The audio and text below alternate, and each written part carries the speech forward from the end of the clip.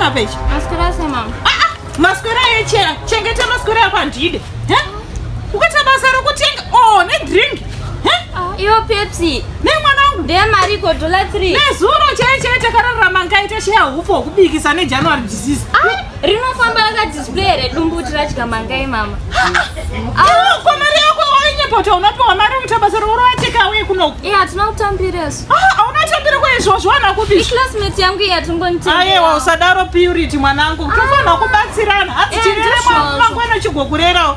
Chinokurere mama kondatenda. Iwe chiroasadzara kuno kumateresi kuno kuine ndichichupika ndichigana mujonjo. Mama kotikazoti chicken slira ne. Nezviguhu rese rakutondiziva nokukwata mumarenji chinokumbira hufu. Uite masalise muchikwata. Aiwa kamwanangu usadaro.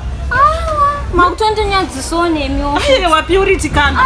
Izvo zvandikuenda nazvo. Ndikutoenda nazvo ndotonodya kumba. Zviko zvone.